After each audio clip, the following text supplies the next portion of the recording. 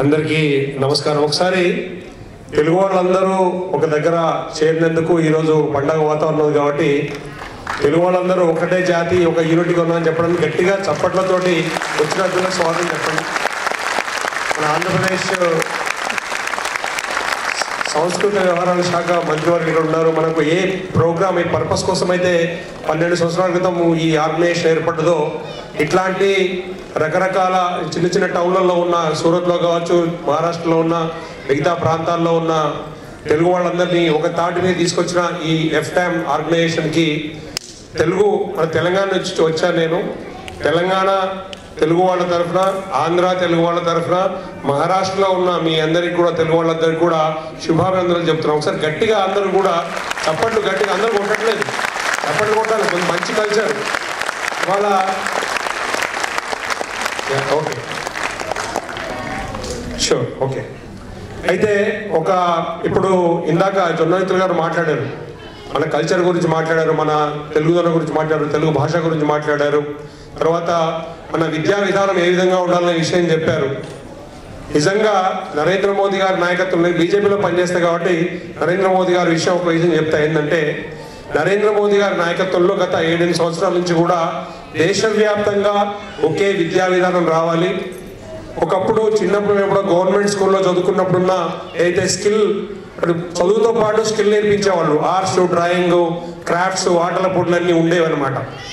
అట్లాంటి freedom education సిస్టంలో ఉండేది కాబట్టి అందరు చాలా మంది ఇక్కడ కళాకారులు మనం చూసినాము. నాతో పాటు నా సోదరుడు ఎల్లి రమణారెడ్డి గారు వచ్చారు. అతను internationally renowned, very well known sculptor and designer artist అనమాట. ఇట్లాంటి వాళ్ళందరూ కూడా చిన్నప్పుడు గవర్నమెంట్ స్కూల్లో ఉన్న సిలబస్ ప్రకారం అప్పట్లో ఉన్న ఫ్రీడమ్ ఏదైతే ఉందో టీచర్స్ అందరూ కూడా మంచి విజ్ఞతతో నేర్పించేవాళ్ళు మనకు. అట్లా టాలెంట్ ఏదైతే హాబీస్ ఉన్నాయో వాటి టాలెంట్ కింద పర్సూ చేసిన వాళ్ళందరూ కూడా క్రీడాకారులుగా, ఆర్టిస్టులుగా, తర్వాత కళాకారులుగా, తర్వాత ఇంజనీర్లుగా, మ్యాథమెటిషియన్స్గా, ఇంజనీర్లుగా డెవలప్ అయినారు కాబట్టి, డాక్టర్లుగా వచ్చారు కాబట్టి ఇవాళ సమాజం అంతా కూడా ఇవాళ బ్యాలెన్స్ అయినది. అట్లనే అదే కోవలోంచి, అదే థాట్ ప్రాసెస్లోంచి క్రీడాకారులందరికీ కూడా ఒక ప్లాట్ఫామ్ కావాలని తెలంగాణ రాష్ట్రం ఏర్పడిన తర్వాత తెలంగాణ రాష్ట్రానికి ఒక సపరేట్గా ఓ క్రికెట్ అసోసియేషన్ కావాలని తెలుగు వాళ్ళందరినీ, తెలంగాణ క్రికెటర్లందరినీ ఒక తాటి మీద తీసుకొచ్చి మేము తెలంగాణ క్రికెట్ అసోసియేషన్ సాధించి ఇక్కడే ముంబైలో హెడ్ క్వార్టర్ ఉన్న BCCIతో కొట్లాడుతున్నాం. త్వరలో ఆ రికగ్నిషన్ కూడా రాబోతున్నది. వచ్చిన తర్వాత ఆ సెలబ్రేషన్స్ ద్వారా కూడా మనం కలిసి చేసుకోవచ్చు. ఇక్కడ మహారాష్ట్రలో ఉన్న తెలుగు వాళ్ళు క్రికెట్ క్రీడాకారులు ఎవరికైనా అన్యాయం జరుగుతుంది, సరిగ్గా మీకు అవకాశం రావట్లేదంటే ఖచ్చితంగా తెలంగాణకు రండి, లేదా ఆంధ్రాకి వెళ్ళండి. మంత్రి గారితో మేము మాట్లాడతాం. ఖచ్చితంగా వాళ్ళందరూ కూడా మంచి అవకాశాలు వచ్చేలా మేము కొట్లాడతాం. అట్లే విధంగా ఇవాళ ఇట్లాంటి ఫెడరేషన్ ఆఫ్ తెలుగు అసోసియేషన్ అయితే ఏర్పడి మీరందరూ కూడా ఒక తాటి మీదకి వచ్చి ఒకరికొకరు కోఆపరేట్ చేసుకుంటూ, ఒకరికొకరు కూడా సహకరించుకుంటూ అభివృద్ధిలోకి రావడానికి ఏదైతే పనిచేస్తున్నారో అట్లనే మేము చాలా ఇప్పుడు ఛాంబర్ ఆఫ్ కామర్స్ ఇండస్ట్రీ ఇప్పుడు మనకి అభివృద్ధి చెందుతున్న ఇవాళ నరేంద్ర మోదీ గారి నాయకత్వంలో దేశవ్యాప్తంగా ఏ విధంగా అయితే ఎకనామిక్ డెవలప్మెంట్ కోసం, ఫైనాన్షియల్ డెవలప్ అవ్వడానికి, business, self employment, skill development చేసుకోవడానికి కోఆపరేషన్ అయితే దొరుకుతున్నదో, అటువంటి అభివృద్ధి పథకాలు వస్తున్నాయో, లక్షల కోట్ల బడ్జెట్ అయితే క్రియేట్ అయిందో దేశవ్యాప్తంగా, దాన్ని యూటిలైజ్ చేసుకోవడానికి 2-3 మాధ్యమాలని. దాంట్లో మొదటిది ఏంటంటే ఇవాళ కేంద్ర ప్రభుత్వం ఆధ్వర్యంలో ఒకటి స్వావలంబి యోజన, స్వావలంబి భారత్ అభియాన్ ప్రోగ్రామ్ నడుస్తున్నది.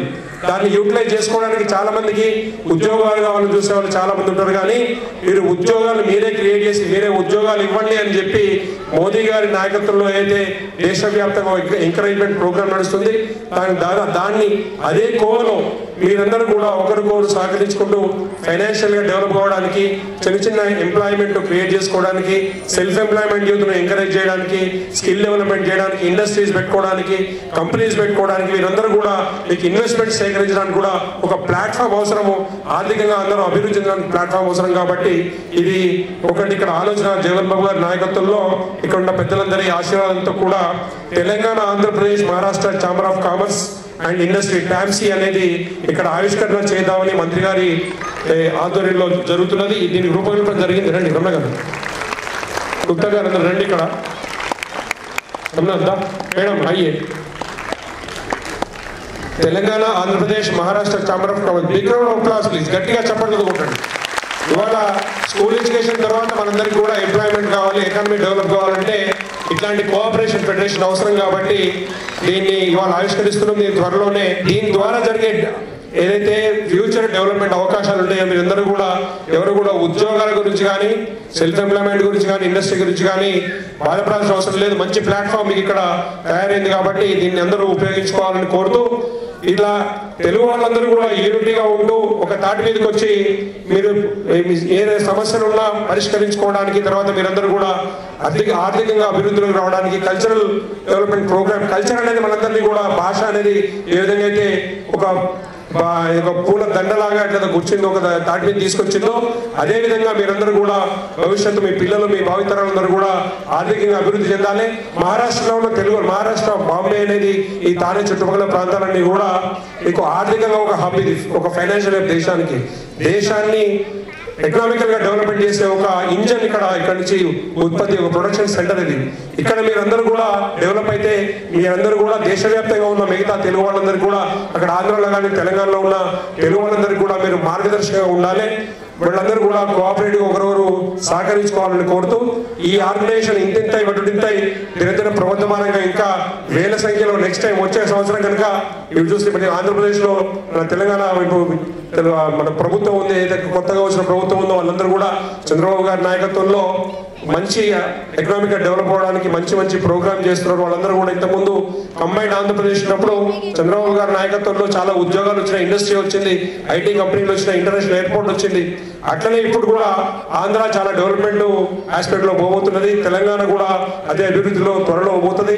వచ్చే ఒక 4-5 సంవత్సరాల్లో కూడా ఇప్పుడు నరేంద్ర మోదీ గారి పథకాలన్నీ కూడా అక్కడ ఇంప్లిమెంట్ చేస్తే వచ్చే అభివృద్ధి ఆ ఫలాలందరూ కూడా మీరు తీసుకోవాలి. మనందరం కూడా కలిసి ముందుకెళ్లాలని కోరుతూ, నాకు అవకాశం ఇచ్చి ఇక్కడ నన్ను మాట్లాడడానికి అవకాశం ఇచ్చిన వేదికకు ధన్యవాదాలు చెప్తూ ముగిస్తున్నాను. భారత్ మాతాకి